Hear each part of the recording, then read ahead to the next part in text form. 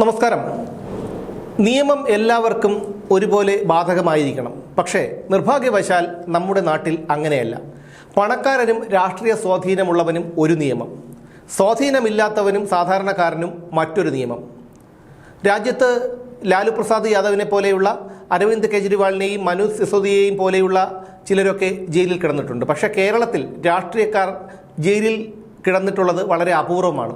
PC ജോർജിനെയും MM മണിയെയും MV ജയരാജനെയും പോലെയുള്ളവർ അവരുടെ നാക്ക് പിഴവ് കൊണ്ട് 1-2 ദിവസങ്ങൾ ജയിലിൽ കിടന്നു. പിന്നെ കിടന്നത് R ബാലകൃഷ്ണപിള്ളയാണ്. ഇടമലയാർ അഴിമതി കേസിൽ അദ്ദേഹം 1.5 കൊല്ലത്തോളമാണ് ജയിലിൽ കിടന്നത്.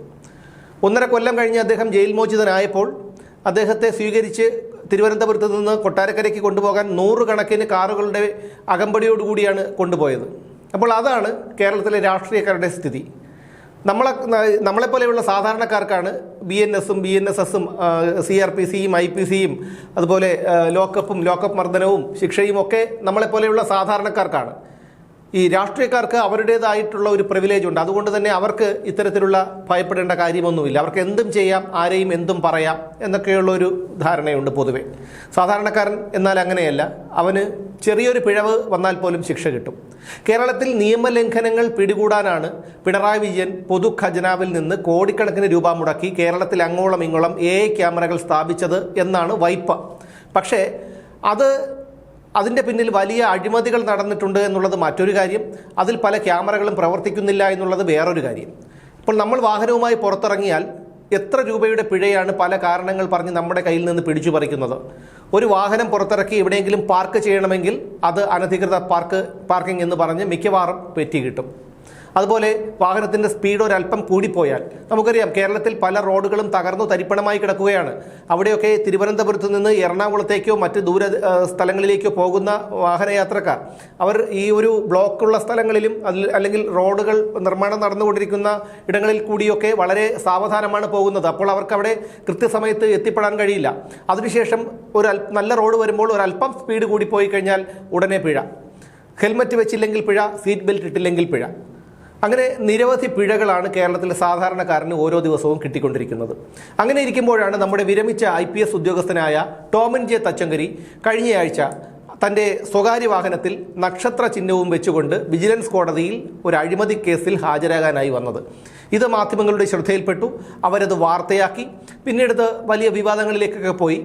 പക്ഷേ നമ്മുടെ മോട്ടോർ വാഹന വകുപ്പ് ഉദ്യോഗസ്ഥർ ആദ്യമൊന്നും കേസെടുക്കാൻ തയ്യാറായില്ല.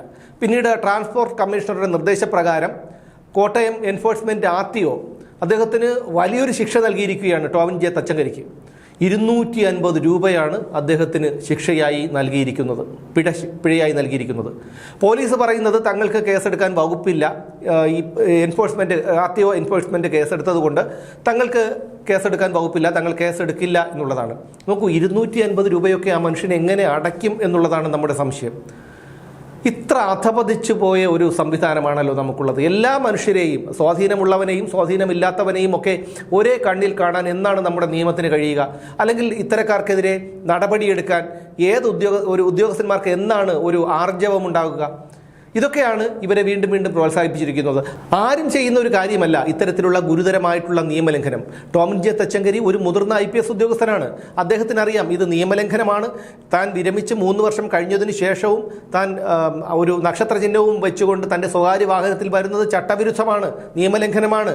ഇതൊക്കെ അദ്ദേഹത്തിന് അറിയുകയും ചെയ്യാം. അപ്പോൾ അറിഞ്ഞു വെച്ചുകൊണ്ട് എന്നെ ഒന്നും ചെയ്യില്ല, അഥവാ ഇത് പുറത്തായാൽ തന്നെ എനിക്ക് ഇത് വലിയ പ്രശ്നമൊന്നുമില്ല, എനിക്ക് ഒരുപാട് പരിചയക്കാരുണ്ട്, അല്ലെങ്കിൽ എൻ്റെ സ്വാധീനം ഉപയോഗിച്ച് അതിൽ നിന്നൊക്കെ രക്ഷപ്പെടാം എന്നുള്ള ഒരു ധാരണ ഉള്ളതുകൊണ്ട്, അല്ലെങ്കിൽ ആ ഒരു ആത്മവിശ്വാസം ഉള്ളതുകൊണ്ടാണ് അദ്ദേഹം ഈ പണി ചെയ്തത് എന്നുള്ളതാണ്. ഇനി എന്തിനാണ് അദ്ദേഹം അവിടെ വന്നത്? വിജിലൻസ് കോടതിയിൽ അഴിമതി കേസിൽ ഹാജരാകാനാണ് ഈ മനുഷ്യൻ അവിടെ വന്നത് എന്നുള്ളതാണ് ഇതിൽ വിരോധാഭാസം. അപ്പോൾ എന്താണ് നമ്മുടെ നിയമത്തിന് എല്ലാവരെയും തുല്യരായി കാണാൻ കഴിയുന്നത് എന്നാണ് എൻ്റെ സംശയം. ഇവിടെ സാധാരണക്കാരനെയൊക്കെ ഒരു പോലീസ് ചെക്കിംഗ് നടക്കുമ്പോൾ വാഹനം തടഞ്ഞു നിർത്താൻ എന്തെങ്കിലും കാരണവശാൽ ഹെൽമെറ്റ് വെച്ചില്ലെങ്കിലോ അല്ലെങ്കിൽ എന്തെങ്കിലും കാരണവശാൽ പോലീസിനെ കണ്ട് ഭയന്നോ ഒക്കെ ഇരുചക്ര വാഹനക്കാർ നിർത്താതെ വരുമ്പോൾ അവരുടെ ഹാൻഡിലിൽ പിടിച്ച് തള്ളിയിട്ട് അപകടം സംഭവിച്ച നിരവധി സംഭവങ്ങൾ നമ്മുടെ കേരളത്തിൽ ഉണ്ടായിട്ടുണ്ട്. ഇതൊക്കെ സാധാരണക്കാരന് മാത്രമാണ് ബാധകം, വമ്പന്മാർക്ക് ഇതൊന്നും ബാധകമല്ല. എന്തായാലും ഈ ഒരു വൻ തുക 250 രൂപ ടോമിൻ ജെ തച്ചങ്കരി എങ്ങനെ അദ്ദേഹം ഇതൊടുക്കും, എങ്ങനെ ആ പണം കണ്ടെത്തും എന്നുള്ളതാണ് എൻ്റെ ആശങ്ക.